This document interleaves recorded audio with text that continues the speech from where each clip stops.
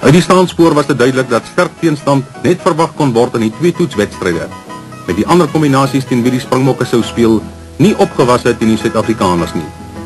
Die Suid-Amerikaanse toetsspan sou geheel en al uit Argentiniërs bestaan, maar politieke druk het die geklike gevolg gehad dat nie een van die toetswedstryde in Buenos Aires gespeel kon word nie. Moni du Plessis se span het verskeie nuwelinge ingesluit, en Errol Tobias, 'n bouer van Caledon en alsydige agterspeler, die eerste bruin Springbok in die geskiedenis geword. Dat hy nie sommer maar net om kosmetiese redes ingesluit is nie, het Tobias later deeglik bewys. Nog 'n nuweling wat onsterflike roem sou verwerf, was die donkerkop sentral van Dispatch, Dani Gerber.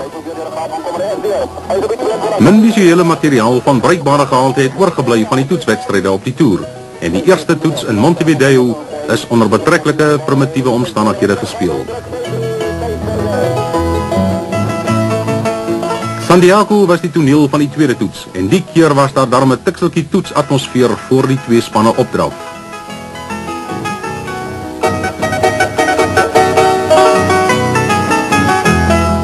Robert Cottrell, Henry Sitoy, de veteraan, Thijs Burger en Tim Kok en Zuid-Afrikaanse 15.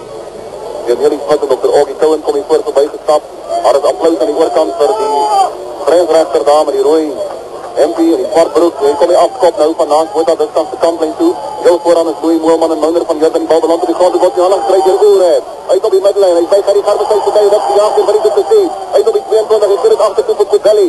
Kudelli wordt neergetrekt door Rivan Serfontein van die 22 van Zuid-Afrika. Uit in die handen van Ugo Porta, hij komt een skipskopper op, balen terug, hij gaat voor de eerste, die balen weer. Wedstrijd wat in het tamelijke tempo beginnen, maar die Springbokke wat nu op die aanval is, binnenkant die 22 van die Zuid-Amerikaners, wat voorloop met 6 punten teenoor 0. Daar die gesteld staan, hoor ik iets hieronder, lijkt vir my dat is een man met die een beetje problemen met die politie, dat wordt aangegooid in die lijn staan, Zuid-Afrika hier, het is toch krabbel hier niet wat het is, probeer het achter te rollen, Rob Louk rijdt het in die handen uit naar Louis Moelman, het op die 22 van Zuid-Amerika, Zuid-Afrika wil die losbal in, of van Zuid-Amerika het afnemen, dat is nog steeds gespok om het zit van die bal, het is nog niet uit nie. Nog steeds is die bal niet uit in Zuid-Afrika, volgt het toe eentje met die losgemaal uit naar die van Serfontein. Hij heeft het schopje daar oor die skram, dit wordt achterna gezet daar die Raymond, maar prachtig raakgevat, jij kan het niet raak van die Capoletti, Raymond val op die bal en wat is die vindrecht, en die deed toe! Mounder van Jurgen over iets de prent is daar geweest, het is Ugo Porta op die middenlijn, so 5-6 streep van die oorkantse kantlijn af. En het is Ugo Porta wat